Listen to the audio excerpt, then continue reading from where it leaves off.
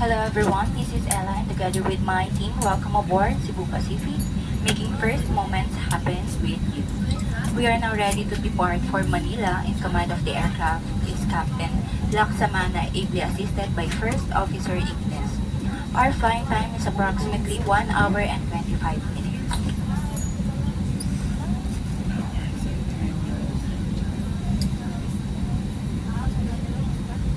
At this moment, please direct your attention to your cabin crew who will now demonstrate the safety features of this aircraft.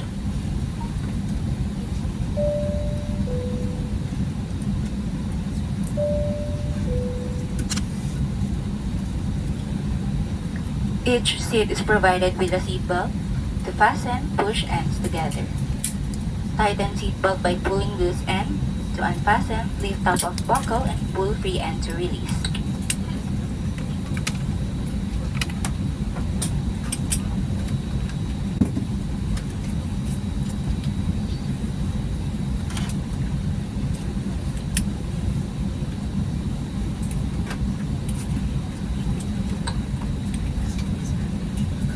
In case of water landing, your life vest is found under your seat. Remove sharp objects from your body. To don, slip vest over the head. Take tape around the waist and push end to buckle. Pull tape to tighten. When outside the aircraft, pull inflation tag to inflate vest. Manual inflation is done by the means of the red tubes. Blow to increase air and push pins inward to release air.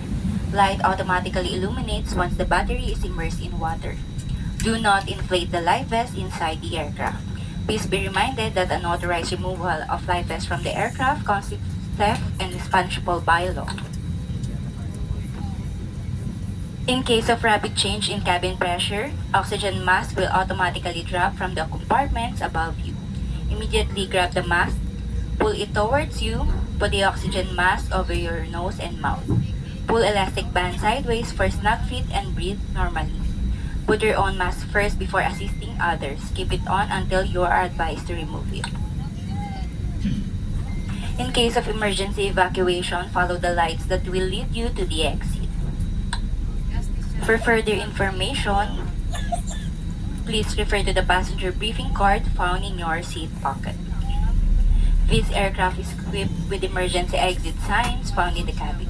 The location of nearest exit may be behind you. Each cabin door is equipped with a slide raft. In any eventuality, guests must leave their bags and immediately proceed to the usable exit. There are also fire extinguishers in the cabin. Operation of device is indicated on the equipment itself.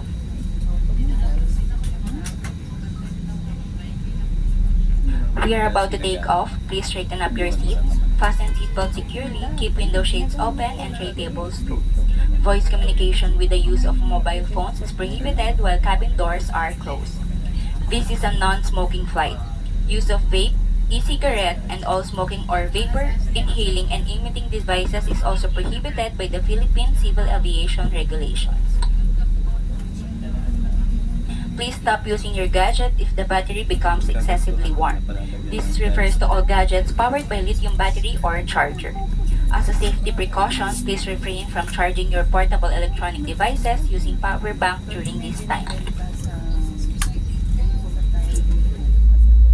Due to the potential risk of fire associated with lithium-ion batteries and damage to your portable electronic devices, we request that you remove all charging cables from the in-seat power outlets during taxi, takeoff, and landing. Once again, may we remind all guests that use of power banks is prohibited for the entire duration of the flight. Thank you. Para po sa inyong kaligtasan, mangyari po lamang tanggalin ng mga charging cable sa in-seat power outlets at iwasan ang pag-charge ng inyong mga portable electronic devices sa mga oras na ito. Maraming salamat po. These safety protocols are meant to ensure compliance to the existing regulation and provide security and a pleasant experience in flight. Your safety and comfort are our utmost priority. We wish everyone an enjoyable flight.